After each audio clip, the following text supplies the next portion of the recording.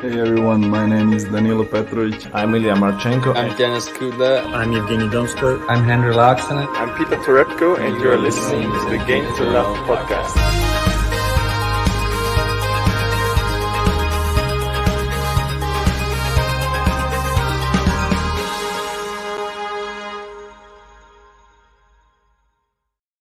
Hey, welcome back, everybody. And it is sort of the end of the tennis year, and it was capped off with quite an incredible tournament where we had Daniil Medvedev, who was crowned ATP Tour Finals champion in 2020. He did so well, and first Russian since Davydenko won in 2009, if I'm correct. Well, it was the first time, wasn't it, in London? So the first year in London, a Russian won it. The last year in London, a Russian won it. And it's quite a fitting end, really. Medvedev was amazing. Team started off strong. And Medvedev just come back. And I know you kept going for the same theory, really, that he always starts matches so strong. And even after losing the first set, you were still relatively confident that if Medvedev applies himself more in the second set, he's going to be a threat and can win this. Yeah, well, it was just one of those things, wasn't it? Yeah. He's been finishing matches so strong in all of his recent matches. Even when he goes behind, he's never down and out. And we were just super impressed. You picked him to win the whole tournament. Let's give you the credit you deserve as well. Because, yeah, it's not easy to pick. You got the 8 top players in the world. You could have picked anyone. You had the world number 1 and 2 you could have picked. You could have even picked your favourite man, Rafa. But you went against him. And you went with Daniil Medvedev, and rightly so, because, yeah, a fantastic performance, well-deserved winner, and nearly a perfect performance, I'd say. Obviously, he didn't lose a match, but in every match, he looked like the best player. Yeah. No, he was the best player from the beginning, in my opinion, like from the first match. He was the only player to be completely unbeaten. Even if team was to win the final, he got someone beat him, obviously, Andre Rublev. So it's just a credit to Medvedev. I thought he was amazing. I loved watching him all week. And I know I was getting very excited on the stream. And that's why we're actually doing a podcast, because we probably need to touch on the match. I know we probably feel like we've done it to the death of it already. But for all the listeners on Spotify and Apple, we're not ignoring you. So here's the podcast for you guys. Yeah, exactly. I just want to bring up, should we just bring up the final?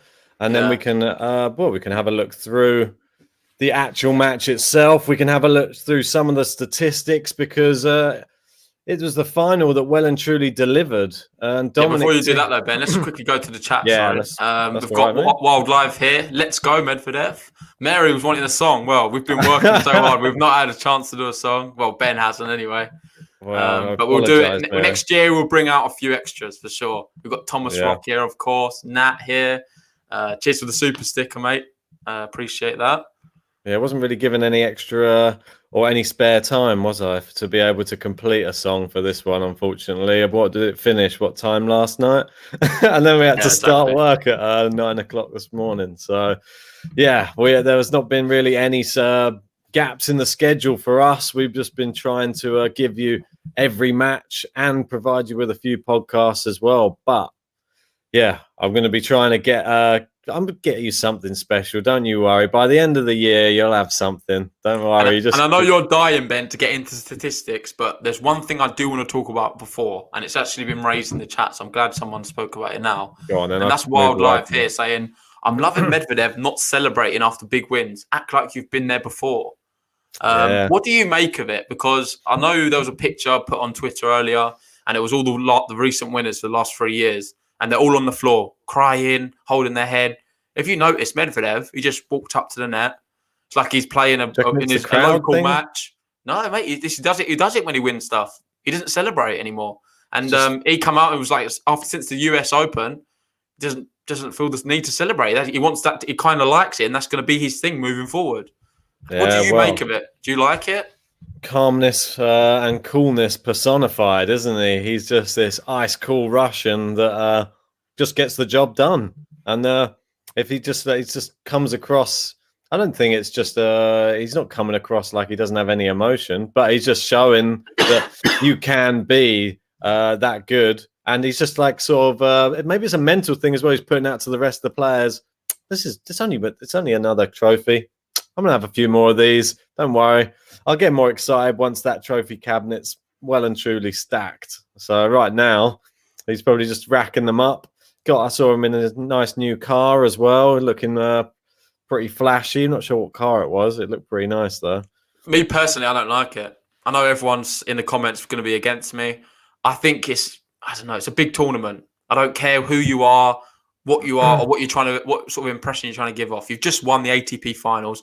I like to see a little bit more celebration, a bit more emotion.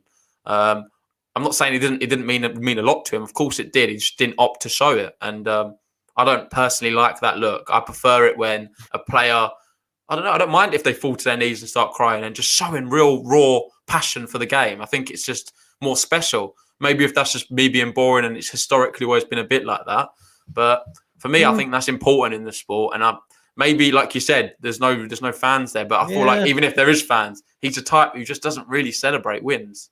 Well, you just never know, do you? If he wins a Grand Slam, we'll see. We'll see if he can hold back the emotion. Or are you trying to say that he's a cold-hearted guy, mate, and he's got no emotion? Is that what you're trying to say? Well, he did, but based off them videos we did with him the other day.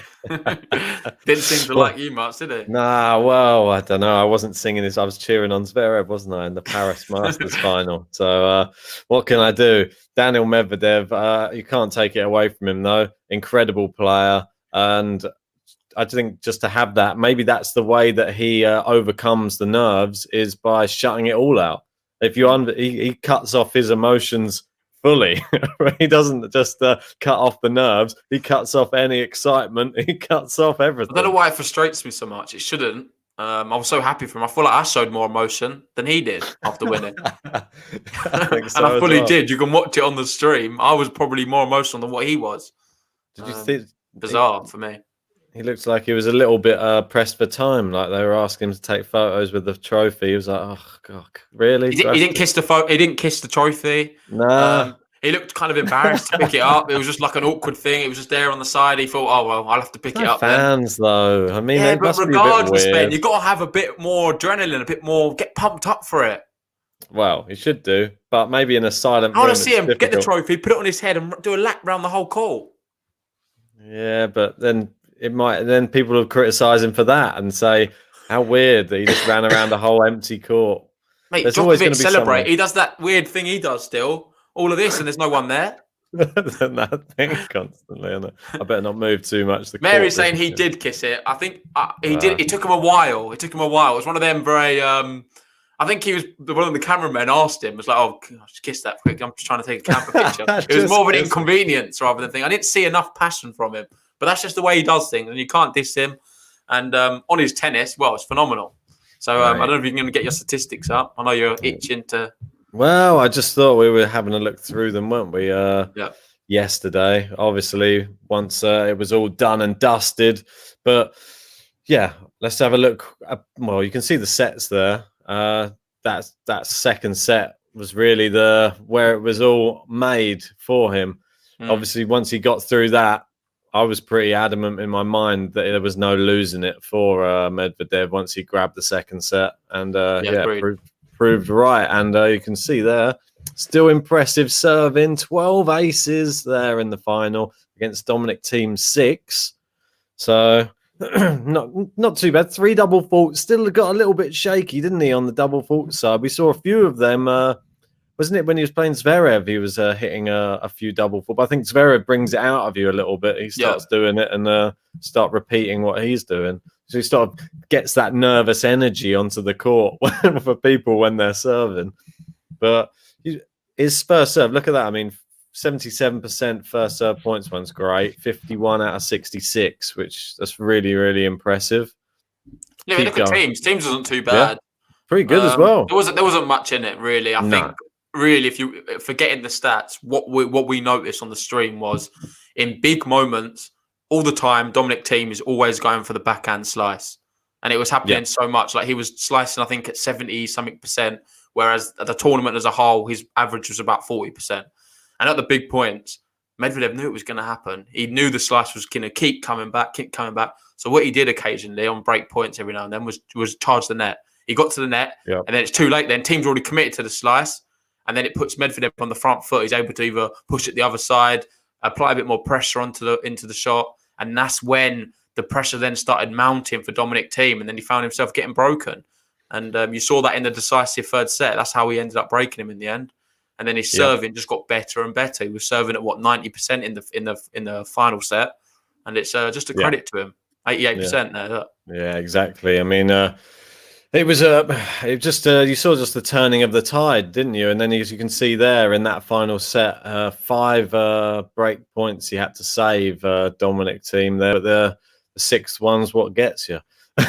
So all of those break points, fairly even statistics. Just that first serve percentage was the killer, and he's just really, really, really strong on his first serve. And what the total points? What was the total point saying at the end? Overall on third set.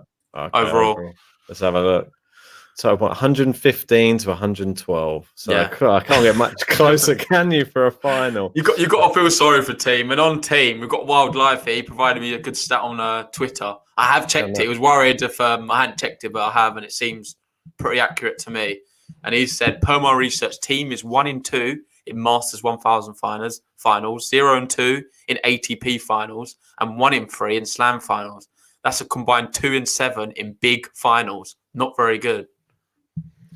Well, everyone learns at their own speed. I have to clarify, 2-7 in like the big finals. So that's the Masters, Grand Slams, and also the ATP Finals. Granted, he's played probably a few Nadals, a few Djokovic's in there.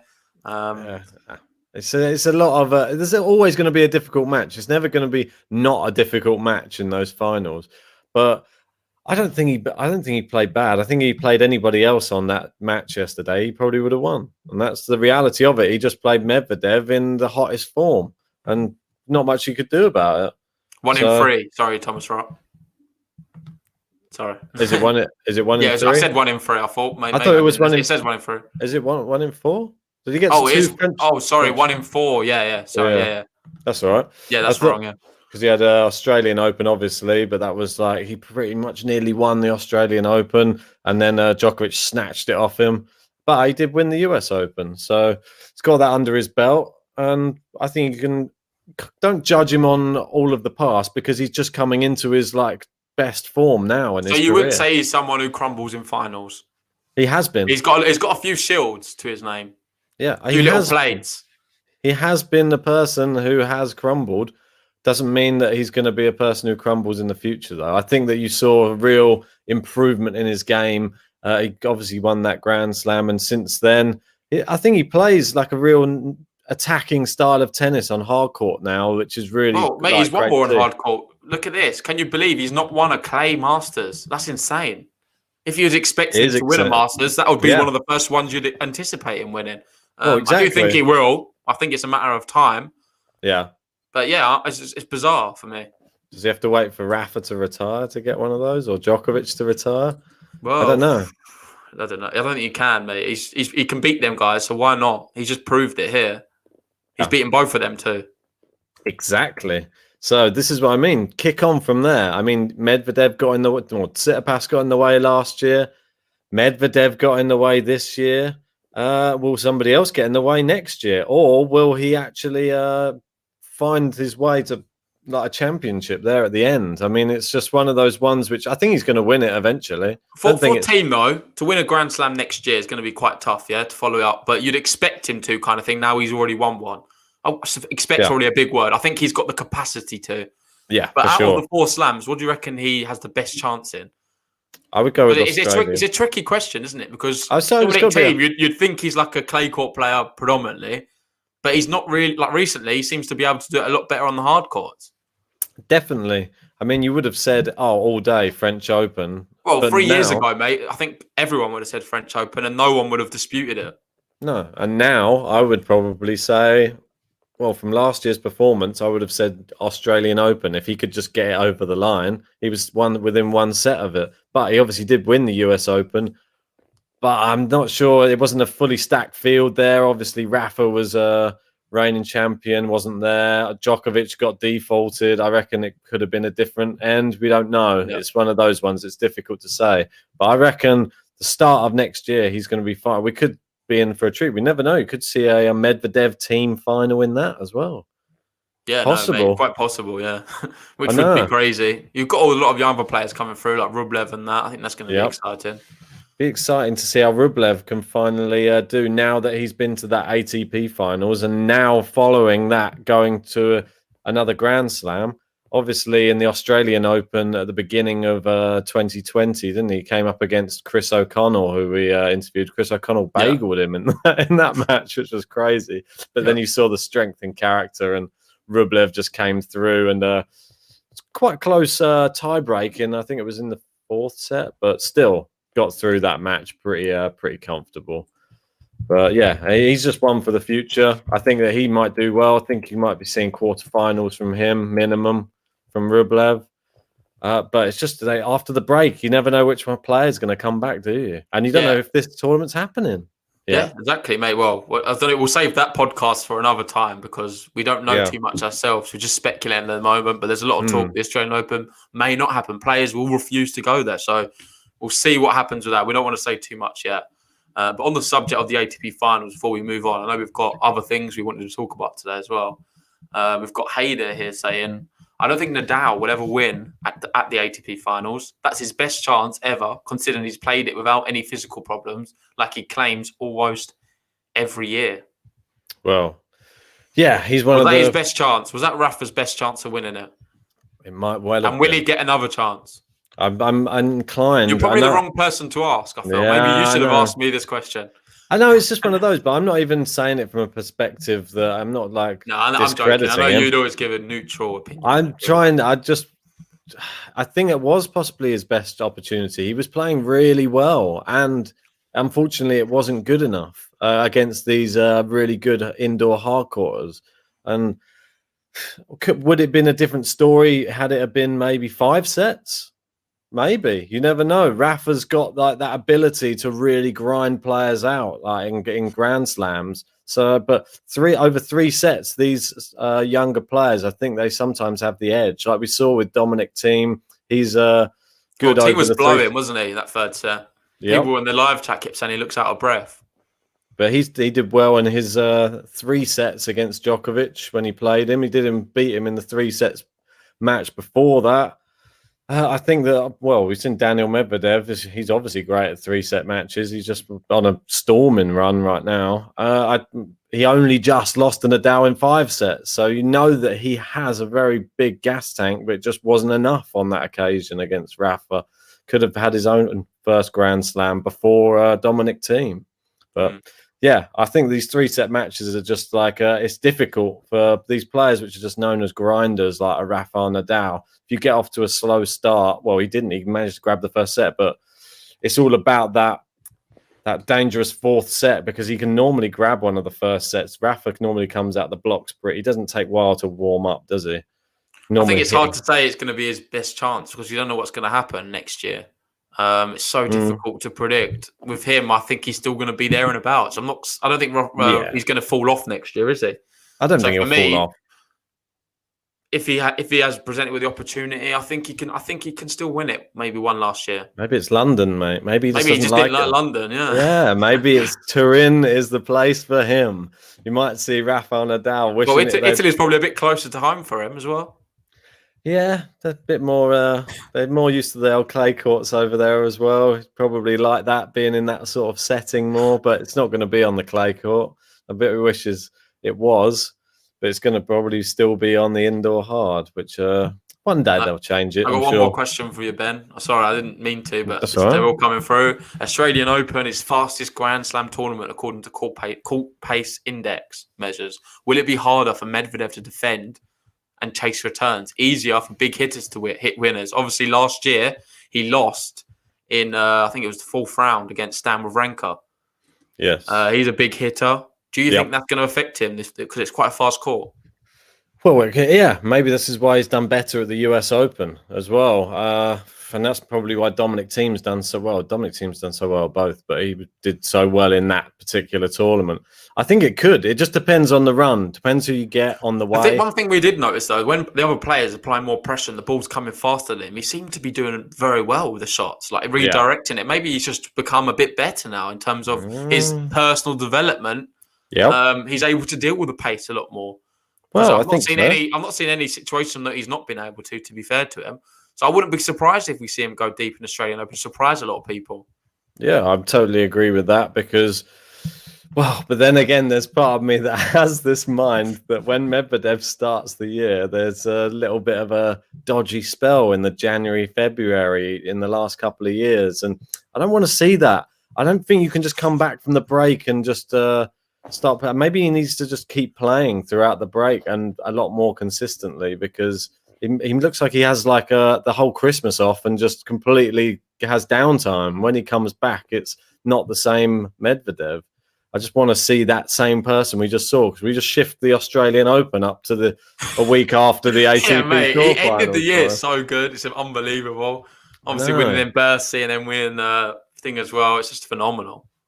Yeah, well, it's a shame we didn't start like that. I remember the beginning of the year, he got bageled by Jules Simon. There's a few dubious results in there as well. And we was fearing for Medvedev. We was like, what's he doing here? Well, exactly. It's a bit shocking, isn't it? When you see, and especially when you had the end to the year that you had last year and getting to all those finals, playing so well. And then you just come up with these weird results and you just think that's just not what you want. If he's going to eventually be a world number one, which he could well be, if he kept on playing in that standard of tennis he was playing, you can't have that dip. There's no dip at the beginning of the year. I saw a video of Medvedev. I saw a video afterwards of the trophy and he was like, I'm not sure where, probably in the O2 somewhere. It was quite high up. And there's a nice view of London in the background. And he was saying, with the Grand Slams, what he's found so difficult is the whole stamina of winning so many matches and playing so much tennis. That's the thing what really challenges him. I know someone said it in the chat as well. Medvedev just dislikes 5 sets. That's a big problem for him. I'm not sure if it's a case of disliking. I think it just comes back to the same question of experience. He's saying the experience is key in this, and we've seen it over the years. That is why in the Grand Slams, discounting Thiem and a few other here and there, it's always the big three winning them. And I think you got to keep a clear head as well and a cool. It's not necessarily the best tennis player who always wins these Grand Slams. It's someone who can play the most consistently and most resiliently and smartly, of course. Yeah, consistency. Like you'll even see Djokovic sometimes drop a set early on if he's losing it quite comfortably because he's just saving, reserving energy. There seems to be a lot of tactics involved in a Grand Slam. It's not as straightforward. Or you'll see players just coming out so fast in the early rounds, try and blow the opponent off the court. Yeah. I mean, for me, I think that's the one thing that he probably just needs to address. I think we've seen it. He's addressing his on-court sort of mental state where he was flying off the handle a bit too many times. If he even did it at the US Open, sort of cost him a little bit, might have gone out of the right mental head. It's got better, though, his attitude. He has got a lot better. So if it just keeps improving and he's able to just like compartmentalize and just say, right, I'll just take that set. Let's ignore that. Let's just keep moving on to the next point. If he can do that and keep in the same mindset where he's not being emotional on court, I think he'll be 10 times better. I think he might have even come back and done better against Dominic Thiem in the US Open, but he might have got in his own head. Mate, I've already tipped him. I'm going to do it now. I'm tipping him to win the US Open next year. So there, we're going big on our predictions. I've gone Dominic Thiem for Australian Open. You've gone Daniil Medvedev for a US. We're doing Open. it well in advance as well, so we can go back to these videos and be like, "Oh, look, I told you." I know, mate. I did my Dominic Thiem one in back in I don't know when it was September. I think I did it after we'd won the US Open. I know, yeah. I know. So I was going a bit gun ho, but after seeing the way he played in the ATP Finals, I still stick with it. Why not? I think as he got to the final, he was so close last year. Can go one better.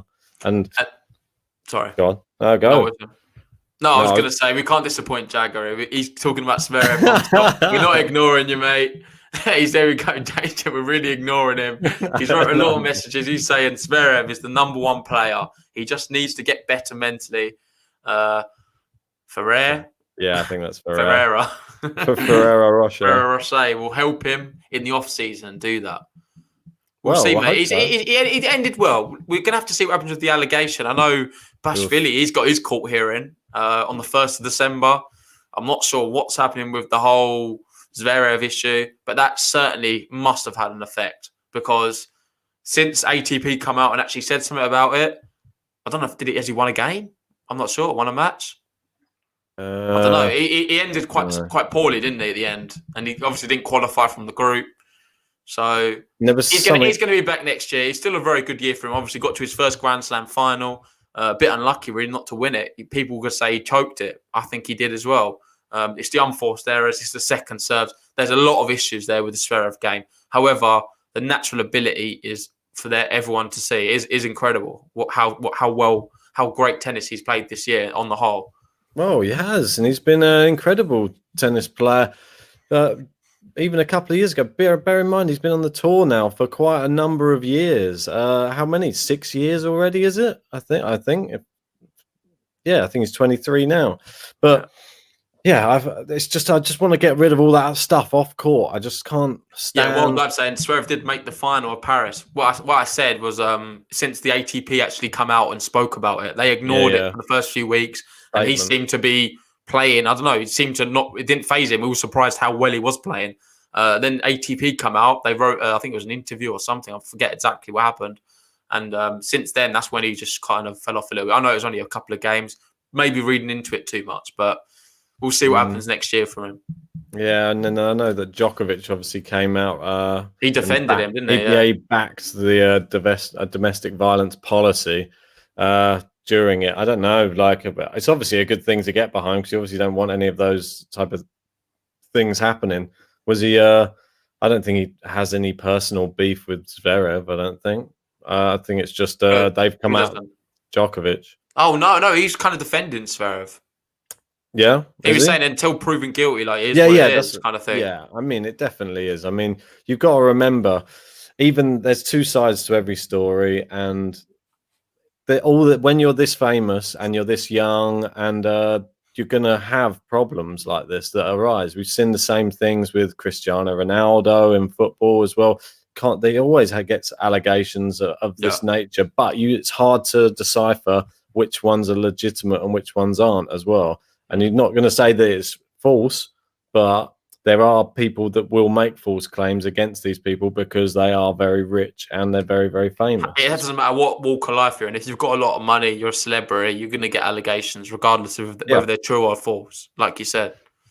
Exactly. So I think you just got to, hopefully he doesn't let it affect his tennis and he comes back in the new year. Hopefully the allegations aren't as bad as what they sounded and he can move on and he can learn from it. And he can learn to hopefully just keep his private life in private because having it flashed all over the social media and everything. Oh, it's hard, isn't it? It has its downfalls as well. You can be one of these social media guys where you want to be seen all the time, but you have to expect backlash as well when it comes to it. So sad, but I'm sure he's going to come back. He's going to come back stronger, and I'm sure we'll see Zverev in another Grand Slam final very soon anyway. Yeah, and on a brighter note, on around this section up with this from Soren, when Rafa realised Turin dreams come true. Hopefully, imagine first year there. But I don't know. We saw in London the Russians, first one to win it and last one to win it. Who's going to be the first to win in Turin? Is it going to be an Italian? Maybe the year of the Italians. Possible. It's Berrettini. Could it be a nation theme? I don't know. I reckon maybe a Yannick Sinner. I know Thomas Roxer agrees as well. He said something about it earlier. Yeah, Yannick Sinner. We have to see how. Or the year of the Spanish, maybe. Rafa could start off, and then the last person to win there could be a Carlos Alcaraz Garcia. 5 years? What do you reckon? What's the contract there? Huh? What's the contract there? How long have they got it for? I think it's 5 years. Is it 5? Yeah. Okay. Yeah, it could happen. Could happen. Maybe a Lorenzo Musetti. Who knows? Yeah. He might be there firing. Could have a Sinner on the first and a Musetti. Has to be the same nation, of course. Yeah, exactly. Don't think it'd be a Brit and a Brit. That's for sure. Yeah. I wouldn't have a clue who could win it. Yeah. Carl Edmund. And then Draper. I don't think that. Yeah. Well, I don't think Draper's going to be there just yet. Let's give him couple more years, and let's see. Let's see how he gets on, because he's obviously just inside the top 300 at the moment. Bright prospects, just 18, I believe, at the moment, 18 years old. So, yeah, good luck to him next year. Hopefully, you can give us some British talent to cheer on, other than Dan Evans, Kyle Edmund, and Cam Norrie. I think Mary's there. She's disappointed. We didn't say Medvedev again. What do you think, Medvedev? He could win it as well. Medvedev could win it 6 years straight. Who knows?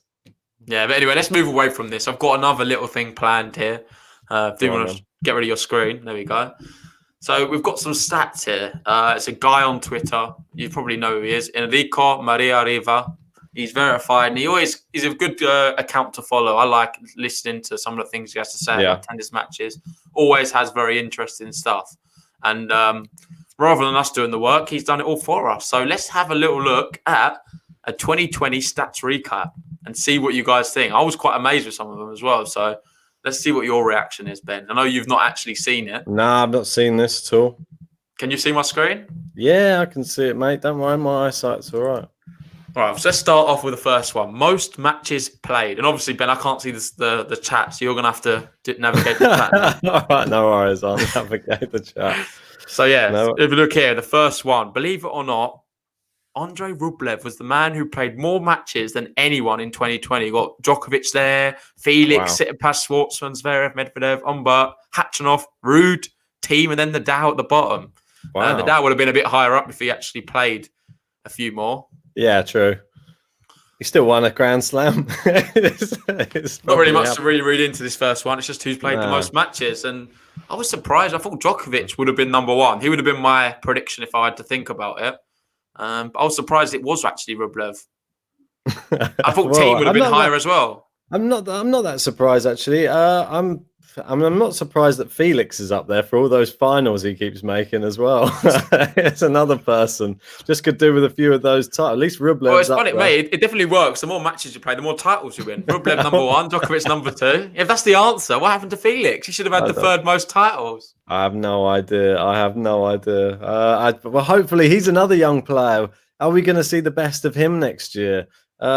He's made the finals this year. Make him go one better next year. What does he need to change? Does he need to get another coach in? Does he need to improve in some aspect of his game? What do you guys think? Mate. Yeah, well, I don't know. We'll see what happens. We'll get through these because there's quite a few. Yeah, all right. So then 2020, least matches won. This maybe won't be a surprise. We've got Basvili there and Munar. Top of that one. It's not a good one to be top of that. Munar only 3. Yeah, and you've got to play a minimum of 10 matches, of course. So I'm not sure. Some of these maybe didn't play so many, so it's a bit unfair. I think Barrère played particularly loads. But yeah, that's pretty bad. Munir only winning 3, Bashishvili 3. That's not a record. We've got Attila Balazs on there. He didn't really follow up his breakthrough year the other year, has he? It's disappointing. And if he continues this form, he's going to be outside the top 100 next year, I reckon. Which one? Hopefully not, though. I'm not sure, mate. I guess it's the one that's inside the top 100, probably. Elias? Nah, the other one. Mikhail, I think. Mikhail. Yeah. Well, that's for your imagination, mate. Fanini there as well. Yeah, he has the ability to, but he's been injured as well, so you can't give too much stick to Fanini. So I know we're doing our end of year awards. We're not doing them yet. We'll do them towards the end of the year. It makes more sense. But this is probably a statistic we should take into consideration. Most matches won is Novak Djokovic and Rublev, both shared with 41 matches. Wow. That is a lot of matches. Tsitsipas, he's up there. Jaguar Plisno, Zverev's there as well. Rublev was a double surprised team. I'm surprised team's so low on these. I thought he would have been a lot higher. Am I missing something here? It seems like a very low number there for him, but maybe didn't get to enough finals. That was maybe the problem. He obviously won the US Open, got to the final of the Australian Open, but other than that, what did his year comprise of with tournaments, really? I mean, I can go back and have a little look. I just want to address Mary quickly, just in the chat. She's just saying that she's disappointed about our stance on the Zverev situation. Yeah, no, I'm totally... What's that stance? No, well, it's just saying that what about the girl in this situation and how is she feeling? Yeah, I mean, we're totally not taking a side of Zverev and saying that he's in the right. Oh, no, certainly not. We think there must... I know you've said it more than anyone. You've said there must be something in there for this to be broadcast so loudly in terms of there's been a few people now. It does seem certainly suspicious. And if anything, I would be on the side that there is something in this whole story. And that's why you'll see him on all the live watch-alongs. I've not been Zverev's biggest fan. I'm kind of against him as a tennis player and as a human right now. Yeah, I mean, it's it's always harsh, isn't it? We can never go too harsh on someone until you actually know the fact. And that's the thing. That's the sort of stance we're taking. There's normally no smoke without fire. Yeah, that's the saying. That's what you said earlier on. Yeah. Yeah, exactly. But it's all that sort of you're innocent until proven guilty type thing, and we don't want to jump on someone's back until you know the full facts. And until then, yeah, we keep our opinions to ourselves, but we just hope that it's not true, because I don't want to hear of any pain and or physical pain being caused to any of these people, mental or physical. It's still not nice. I hope that it's not true. That's what I mean. Mate. And just go to the chat here about Dominic Thiem. He said he played a lot during quarantine, but less in the actual season, I guess. It makes sense. Yeah, I think he wore himself out in quarantine. He was playing every week. And then 12 Travel 21 saying Thiem lost his first match in Cincinnati, of course. Was it Krajinovic? He got demolished. Yeah.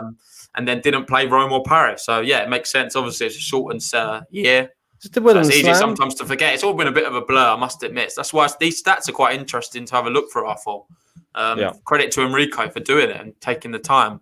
Well, don't forget about his Grand Slam matches, though, because you can discount the fact that he didn't do well in all the other matches, but he did win the US Open. He was within a set of winning the Australian Open, and because if they hadn't have moved the French Open to where it was, but the fact it was a week after he just won the US Open, he probably wouldn't have been burnt out against Schwartzman in that final set as well. Probably would have been seeing him in a semi-final. So pretty good year for Dominic. It's still a phenomenal year for sure. And he didn't even play all the tournaments. So if you played Paris, you never know what could have happened. That's why. So the next one is most sets won. And no surprise, Djokovic, Rublev there. They've won the most matches. Expect him to win the most sets as well. Zverev up there. Zverev's very high, yeah. So he must have won a lot of sets but lost matches. Is that fair to say? So I'm saying with Dominic Thiem. Well, that's just one of those ones. I just don't think they played as many matches. That was all. But if you look at most matches won, look, you can see. Kind of makes sense, I guess. Yeah, I mean, I'm not really sure how many matches did it say they played each? Does it got to have how many matches Zverev played? I don't know, mate. It's just more than 10. I knew you were going to try and ask me something I don't have. Ignore this one. We'll have a look at it. What's it? Slams, Big Three would have lost if before. Just to go back to Zverev, he went out to Thiem in 4 in the Australian Open.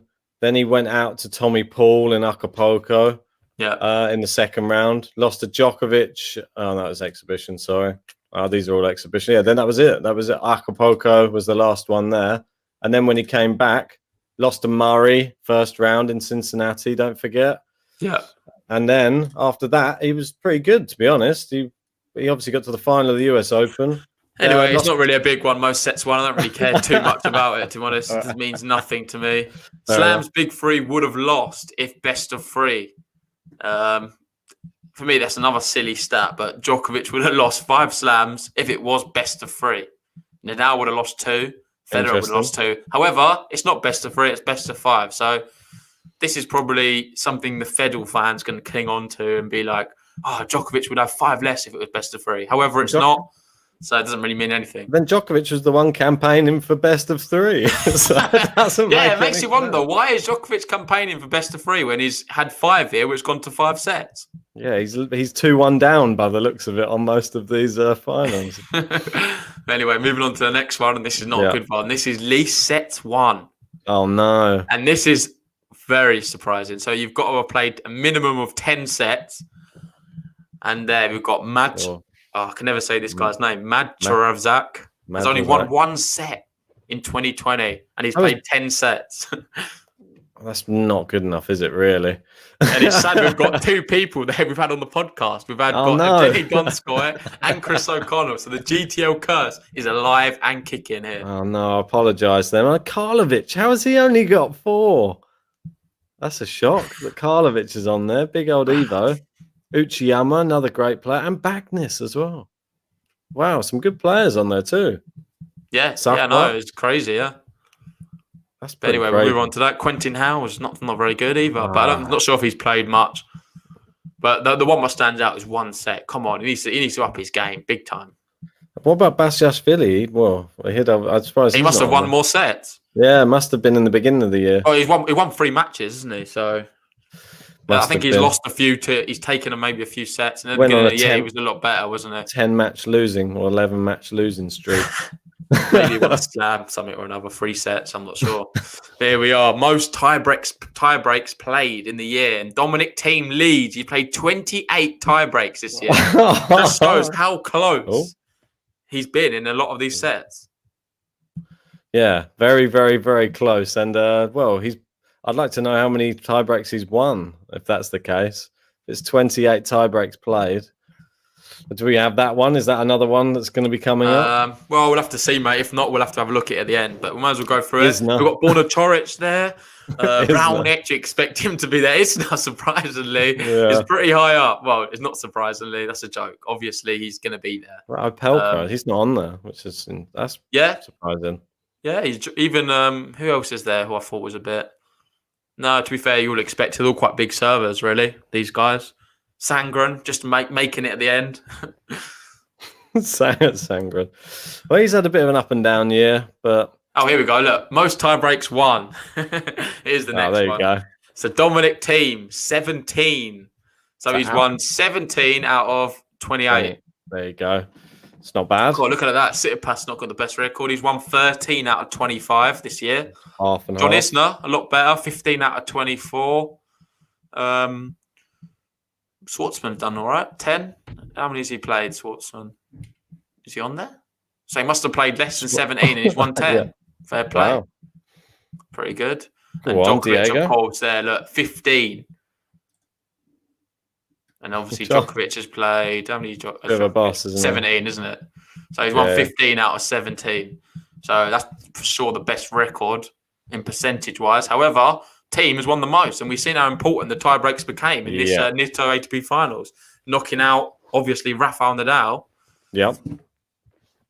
Well, it's so good. Well, very, very impressive. And Novak Djokovic as well, right? I think Dominic Thiem's stat there is pretty impressive. 7 to have won that many tie breaks. That's just such. It just shows how many he's going to, though, isn't it? He's not played as many matches as other players, but yet he's had 28 tie breaks. It's very difficult to beat him in a normal match without breaking him, to be fair, with just like a breaker serve. He'll always sort of peg you back. Shows his mental side of his game a lot as well, winning that many tie breaks. Always tough when it gets into that crunch time. Yeah, Neil there saying Sangren had a break in, want back. Yeah, for sure. If you remember that at the beginning of the year, it's against Roger Federer. Yes. Yeah, that was a super breaker, wasn't it? That one wasn't just any old breaker. Yeah. So we've done this one. Just have a look. So stats recap: most aces, and who's number one for most aces of the year? It is Raonic with 529 aces. John Isner there, 412, and Rublev. Look how high he's up on the ace count. Yeah, he had more aces than Zverev. That's impressive. But a lot more matches, I think, as well, though. Yeah, but Raonic, he's number one by a clear country mile there, isn't he? He's got 529 and in second place 412. That's over 100. That's 100 and what is that? 117 more aces. How many more matches he must have played to get that? I mean. Yeah, no, it is bizarre. The one thing I'm surprised is Djokovic isn't there. He must just be just off. Must be close to 300 though, surely. It'd be interesting if anybody knows. Let us know in the comments. Fritz, good server. Don't talk about him much. 3-3-3. He's very good server. Pretty good. Shapovalov down there below him. So most aces per match. So this is a better statistic. This is showing put on a match basis. And believe it or not, Kyrgios even makes it up there. Obviously, one of the best servers in the world. He is. I know Andy Murray and Gael Monfils were doing a thing on Twitch the other day to build their perfect tennis player, and both of them had Kyrgios as the serve. Wow, that's a high regard. But he just has one of those. It's such a natural service action, isn't it? And the way he's able to hammer down those serves just for fun. Just a little Q&A for you, Ben. Guess who they picked for the lob? For the lob? Yeah, who's got the best? Like, if they're building their perfect player, whose lob would they use? Does it have to be someone who's playing right now? No. Oh, it doesn't. Well, it can, but he is. Oh, he is. You're not going to get it. It's too difficult. It's Andy Murray. They both picked Andy Murray, and Andy Murray was picking. What? He picked himself. He picked himself, and Gael Monfils picked Murray as well. And Neil there, he's clearly watched it. He's saying Murray. There we go. Genius. Well, if you can pick yourself, then I didn't expect that selection. Yeah, that's why you was never going to get it. This is a bit of a sour one. Most double faults. And there we go. Alex Zverev leads the most double faults. Shapo second. And Felix is going to be annoyed Felix at that is up one. there. That's what I'm saying. Felix, for me, could be maybe one of the most disappointing this year. Even there we go. And this is where Benoit Paire starts making a little appearance on the stats. We've not seen his name yet. We've got Bublik there as well. No wonder he started the underarm serve. Djokovic surprisingly does a lot of double faults. A lot of matches. True. So probably where's Rublev? You don't see Rublev there. He's better at serving. But saying that he made a double fault at one of the worst times. Yeah, maybe these players. What was it? A match point? He double faulted. Yeah, I know. It's sad. It's not the place to be serving up your double faults on match points. Team was doing the similar. So most double faults per match. And number one, Benoit Paire. He averaged in 2020 6.57 double faults a match. Oh, wow. A match? Yes, in 2020. He did have that abysmal run. And then Shapovalov, believe it or not, he played quite a lot more tennis than Benoit Paire. He averaged 5.91. Wow. And Zverev, not far off either, 5.7. It's the same names, and Bublik's up there again. It's pretty crazy. Dimitrov. Goffman's there as well. Norrie making it onto that list as well. 4.23, yeah. Yeah. God, what's he doing on there? Surprised to see Garin, actually. I didn't think he would double faulted that much. No. Well, hopefully they can tidy that one up for next year. No, they won't want to be on that list again. And if you guys did want to know how many aces Djokovic did, Neil's done it there. Because Ben's not actually doing the chat. He's making me do both. And it's 278 aces for Djokovic right now. Tsitsipas. Just behind Tsitsipas, so yeah, like I said, very close, 11th.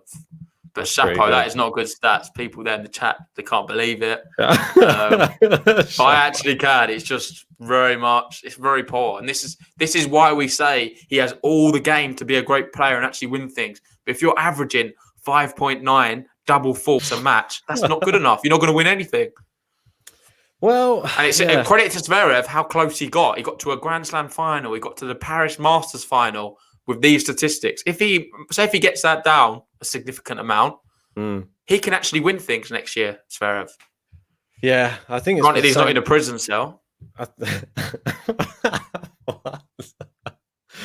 Hopefully not. I think these players like Shapo and people like that, if they're going to serve that many double faults, then your winner ratio better be even higher. We want to be seeing crazy. You need to see like 30, 40 winners a match or something. Just need to counteract the ratio. Yep. You can't be having next that. One. Let's go this. So 2020 stats recap. And we've got first serve percentage here. John Isner had the best first serve percentage, and that is a scary thought. If John Isner's averaging at 72% for a whole season, it wasn't really a full season though, so it's not fair. Probably, I'm not. They clarify here it's a minimum of 10 matches, but still pretty good serving from John Isner to be expected. Yeah, definitely. And Zverev, this is a key as to why he has done so well. Is because luckily he was getting 68% of his serves in most of the time, first serves that is. Which was allowing him to get to a few victories. We've got Carreno Buster there. That helped him. He had a brilliant year. Monfils, he started the year very good. And then Pedro Martinez as well.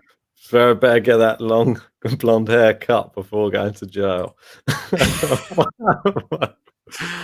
Oh, dear. Ken jumping on the bandwagon. So, yeah, what's the next stat? First serve 1%. Okay, so first this serve. is after winning. Oh, surprise, surprise. Raonic's number 1. And Milos Berrettini just shows how important Berrettini's serve is. Yep. First time we've seen him feature. Lopez, no surprise seeing him there. Almost beat Rafa with it, didn't he? Yeah, definitely did. He looked really good, actually, against Rafa. But unfortunately... he beat Krajinovic, didn't he, in the round before? A bit of a surprise. But he's a brilliant server. And if it's firing for him, there's no surprise, really. You've got Pospisil still there, Medvedev making up the bottom. Yeah. Pelka, you've seen him feature. So I'm saying when he gets his first serve in, it's lethal. And even Rublev, look at Rublev there. It just shows how important his first serve is. Yep. His first serve it just was his downfall against Nadal. That was just a real shame to see. I just thought we were going to be in for a real treat with him serving so well. And when it didn't materialize, just that all unraveled. On this graph, you would 100%, you would normally see Kyrgios there, right up the top. But he's not played 10 matches, so... That's madness. I think if he goes underarm serve, it probably will bring it down a few, maybe because he gets beaten by them on the reg. Yeah, I think is that the last one? No, we've got a few more here. It's got second serve 1%. Right. And there we go. Nadal, the king of the second serve. Set pass isn't too bad either. Very close. Good to see the mailman making it onto the list there down the bottom. Go on. Nishioka as well, Londero. Batista Agut as well. That's another one of the solid players on tour. Names to remember for a second serve. Yeah. Let's keep going. Yeah, people with solid game.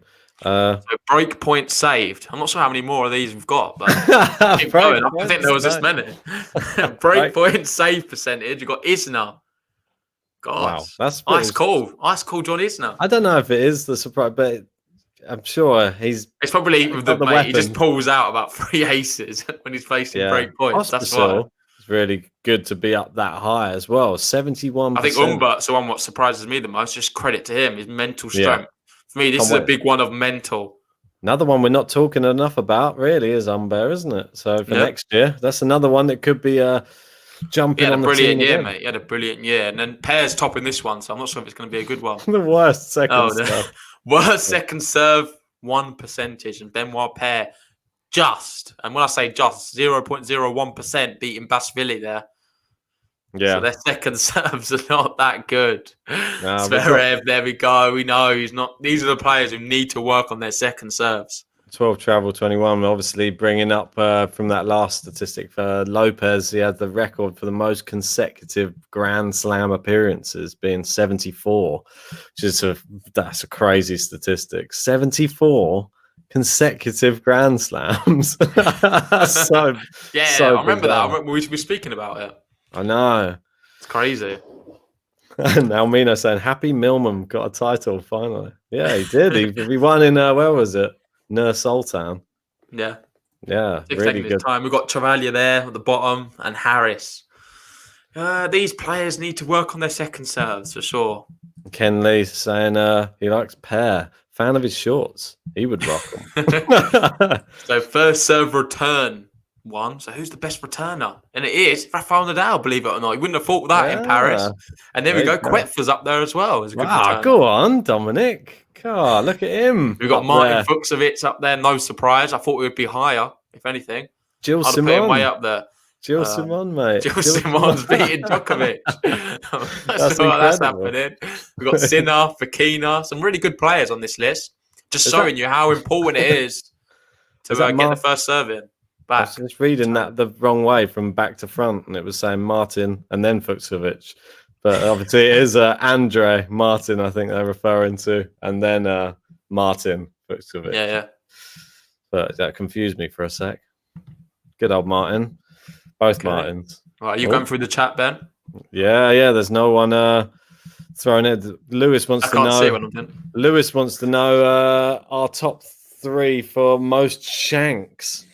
I'm not sure that's on there, but Tsitsipas, it's got to be up there.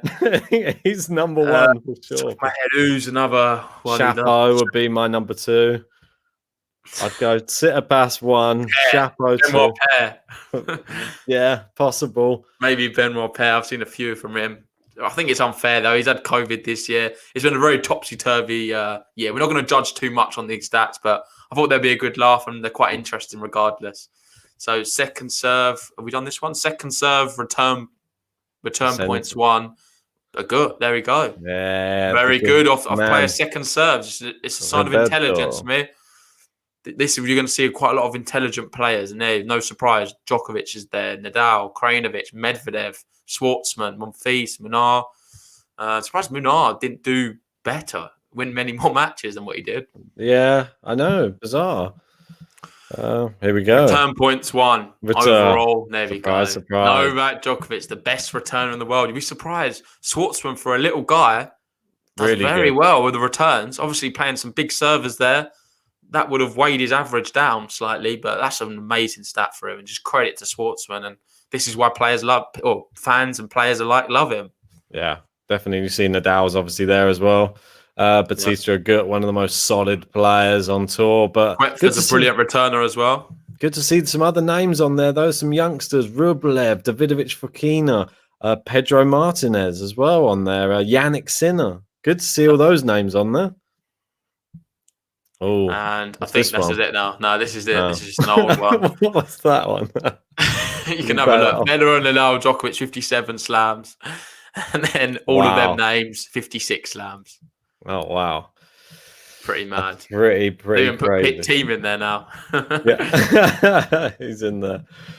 But yeah, guys, I just thought that was quite an interesting look for it. I was having a look earlier. Hopefully you liked it as much as I did. I thought it was quite interesting. I know Ben was surprised looking through some of them. Yeah, definitely. It's always weird to see some of those statistics. And when you get a few surprise names pop up in there as well, because it's always some players you're not expecting just pop up on there. Like, obviously, like you saw Koepfer there, one of the best returners. Oh, he had a good year, Koepfer, didn't he? I think he is a great... He run Novak close in that match, didn't he? Took a set, I believe. Remember when he took a set off, was it last year's US Open? He took a set off Medvedev, didn't he? Yeah, Medvedev. Ran him close as well. So he can mix it with the best players, Koepfer. Really promising player. Has he hit his peak? Or do you think he's got another... No. Koepfer's going to come back strong, mate. He's going to have a good year next year. Exciting player to watch, for sure. We've got... everyone liked the stats, it seemed. Neil there, great stats. Wild Live enjoyed them as well. And we've got Hinal Patel there saying, when's the merch launch? When's the merch? Well, we are working on a few little bits before Christmas. Yeah. We'll see how we get on with it. Maybe we've got some cool designs coming. We're going to have to buy some samples first because we want to have a look at it. We want to make sure it's only the best stuff for you guys. Yeah, definitely. And then we'll go from there. Any knockoff merch. Don't want JG doing any of his Del Boy Wheeler Dealer. I do have this. I don't think you can see it, but I've got the little logo here. It's in green though, isn't it? Yeah, it takes it away. It's a bit of a shame, but this is a nice little bit I've got. There you go. The first bit of GTL merch there on show there. Wild Live. We're going to have a Love 15 Dominic team for sure. Don't you worry. We've got a few different things lined up. I've already designed the Love 15 Dominic team. Yeah, it looks quite cool as well. Yeah, so did you want to I know that we spoke about before this, obviously we had the bracket that was running with the tennis predictions, and we thank everybody that did enter those with us and beat us on many occasions as well. We did right on a few though, didn't we? Yeah, I enjoyed the bracket league. We didn't get a full year, but we're going to be back bigger than ever next year. We're going to have a full season, hopefully. Yeah. Well, I'm praying. I'm not sure if we're going to. It's more hope than anything. But Ben's going to get it up now, and we're going to have a look at the overall standings for the GTL league. And also, if you want to join, remember, it's completely free.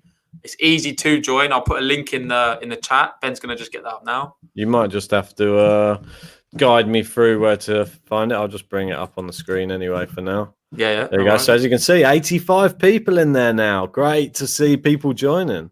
Yeah, so it's doing well, mate, the league. I'll just put it in there now. Do you not know where it is, Ben? Is it this one? This must be this so if you go ATP brackets. Okay. And then overall. Okay, cool. I've not been in that section. Wow. So some of these... So we put that there. So if you want to join, feel free. It's completely free. You can put yourself up against the whole GTL community, a lot of people in the chat, and then me and Ben as well. Soren saying, watch out. And your new name, GC, by the looks of it. There'll be some new debutants in 2021. Well, yeah, we welcome road to 100 bracket members. Yeah, I'm sure we're going to get there soon. I'm sure Ken Lee's going to come and try and beat me. And Reno, mate, you can join now if you want. It's completely free. Just put your email in. It's quite a good site. You can join the league and be in preparation for next year. It's completely free, like I say. And as Nat says, it's so fun. So why not? I don't think it's probably fair to go off points because that's just who's done more. So I'm not going to give it to Big Al there. And I think the best thing to go off is % correct. Would you agree? Yeah, let's just give that a click. Because that's probably the best way to go, in my opinion, because that's going to be... However, he's only entered one bracket there, Danny. So it's a bit unfair, really. Yeah, we've not had a full season, so it's difficult to really look too much in it. But got 12 travel 21 there.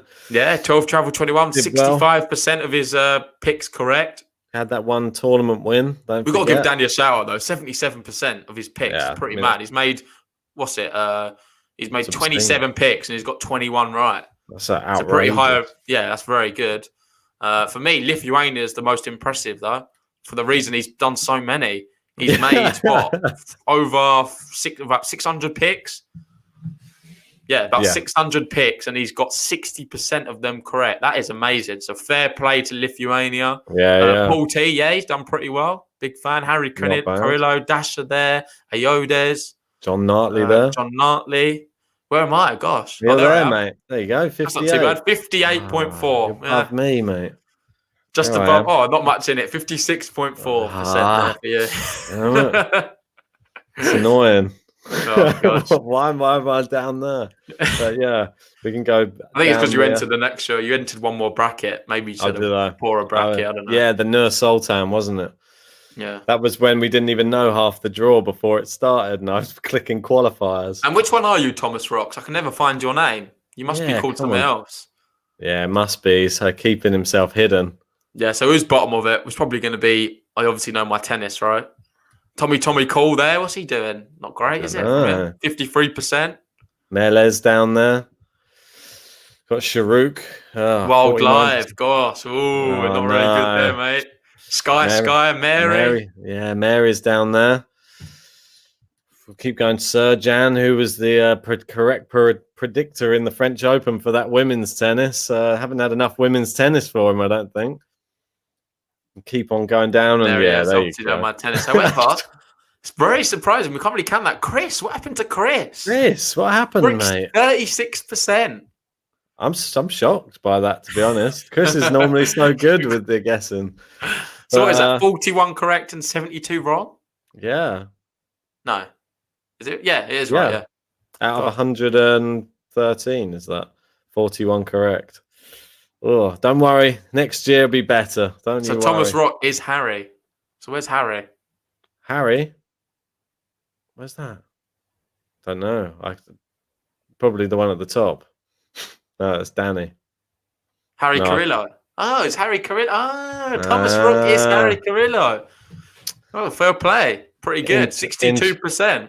Interesting choice of name. That's an alias.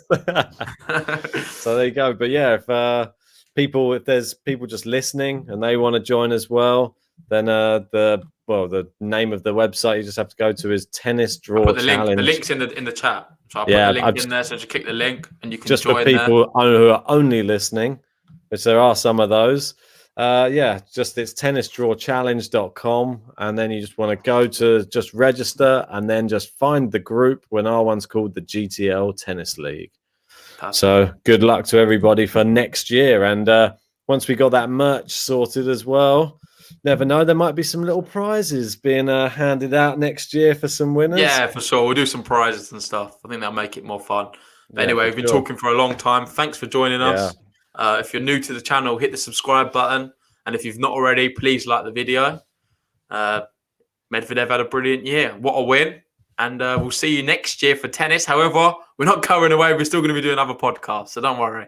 Yeah, we're going to have some other bits to update you with. We'll try and stay up to date with all the tennis news because there's always stuff rumbling around and news about the upcoming tournament, stuff like that. So we'll at least be coming to you once a week over the next few weeks. And yeah, we've got the GTL awards, which we're going to try to create for the end of the year. So probably be taking some nominations from you guys.